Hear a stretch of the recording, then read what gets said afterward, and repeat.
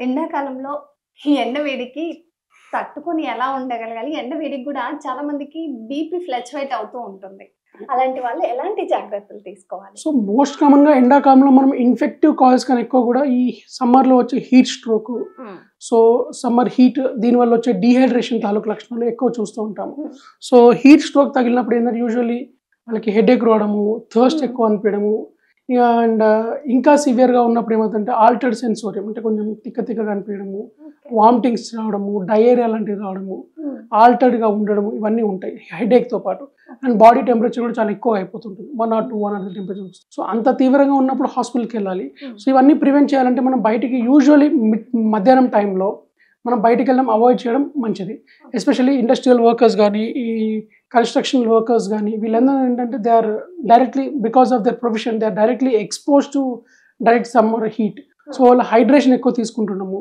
వీలవుతే మధ్యాహ్నం 1:00 12, 12:30 నుంచి 3, 4 వరకి కొంచెం ఆ వర్క్‌ని అవాయిడ్ చేయడము. యెస్. సమ్మర్స్‌లో అంటే యూజువల్లీ ఈ బయట కన్‌స్ట్రక్షన్ లేబర్స్ గానీ, సమ్మర్స్‌లో జనరల్లీ మన రెగ్యులర్ వాళ్ళ టైం 9:00 నుంచి ఉంటే ప్రాబబ్లీ సమ్మర్స్‌లో 7:00 నుంచి స్టార్ట్ చేసుకోవడము, ఎర్లీగా కొంచెం ఫినిష్ చేసుకోవడము, మిడ్ టైమ్‌లో బ్రేక్ తీసుకోవడము, ఎప్పటికప్పుడు వాటర్ సరిగ్గా తాగడము చేస్తూ ఉండాలి. యెస్.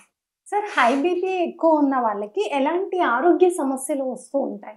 బీపీ ఎక్కువ ఉండడం వల్ల మనకు అక్యూట్ అండ్ క్రానిక్ అంటాం. అక్యూట్‌గా ఏందంటే ఒక్కోసారి కళ్ళు బ్లర్ అవ్వడము, హ్మ్.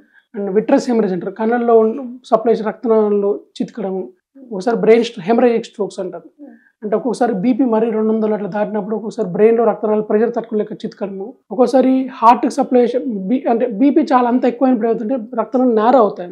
ఓకే. సో, ఒక్కోసారి హార్ట్‌కి సప్లై చేసే రక్తనాళాలు నారో అవ్వడం వల్ల హార్ట్‌కి సరిపడా రక్త సరఫరా కాకుండా హ్మ్. హార్ట్ అటాక్ ఇలాంటి లక్షణాలు రావడము, ఇవన్నీ అక్యూట్‌గా అయ్యేటివి. హ్మ్. క్రానిక్‌గా ఏందంటే అన్ని అవయవాలకి కిడ్నీస్‌కి, హార్ట్‌కి, బ్రెయిన్‌కి, హ్మ్. లివర్‌కి ఇవన్నిటికి అవయవాలకి ఏందంటే రక్త సరఫరా తగ్గడం వల్ల హ్మ్. అండ్ కంటి చూపు కూడా రక్త సరఫరా తగ్గడం వల్ల ఏమవుతుందంటే ఎండ్ ఆర్గన్ డ్యామేజ్ అవుతా ఉంటాయి. ఓకే. కిడ్నీలు దెబ్బతినడము, కంటి హ్మ్. రెటీనా దెబ్బతినడము, హ్మ్. బ్రెయిన్ దెబ్బతినడము, హార్ట్‌కి ఇబ్బంది అవ్వడము, హ్మ్. హార్ట్‌లో అంటే బీపీ ఎక్కువ ఉన్నప్పుడు హార్ట్ ఫోర్స్‌ఫుల్‌గా కొట్టుకోవాల్సొస్తుంది. సో, దానివల్ల కాన్సంట్రిక్ ఎల్‌విహెచ్ అంటాం. అంటే గుండె కండరాల్లో వాపు రావడము, ఓకే. ఇవన్నీ వచ్చే అవకాశాలు. హై బీపీ వచ్చినప్పుడు బ్రెయిన్ స్ట్రోక్ వచ్చే ఛాన్సెస్ ఎక్కువ ఉంటాయా సార్? అంటే సడెన్‌గా హై బీపీ ఒకేసారి అంటే ఎప్పుడు బీపీ లేని వాళ్ళకి ఒకేసారి హై బీపీ వచ్చి బ్రెయిన్ మనకి నర్వ్స్‌లో క్లాట్స్ రావడం గాని, బ్రెయిన్ స్ట్రోక్ రావడం గాని అలాంటివి జరుగుతాయా?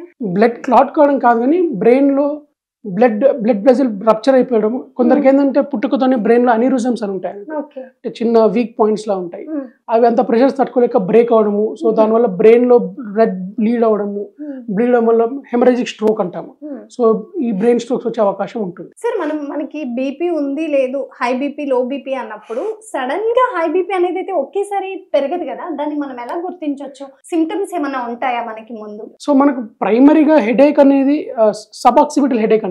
అంటే హ్మ్. మెడ వెనకాల నుంచి పైన భాగంలో హ్మ్. This is the typical headache of hypertension. అంటే okay.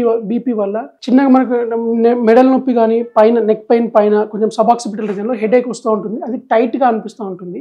So, that is one sign of hypertension. Hmm. ఇంకా ఎక్కువ అయినప్పుడు కళ్ళు బ్లర్ అనిపియడము, డబుల్ విజన్ అనిపియడము, ఓకే. 2గా కనిపియడము, చేతులు టైట్‌గా అనిపియడము, అంటే హ్మ్. రబ్బర్ బ్యాండ్‌తోని కట్టేసినట్టుగా అనిపియడము, ఓకే. ఇవన్నీ కూడా ఏందంటే హై బీపీ తాలూకు లక్షణాలు.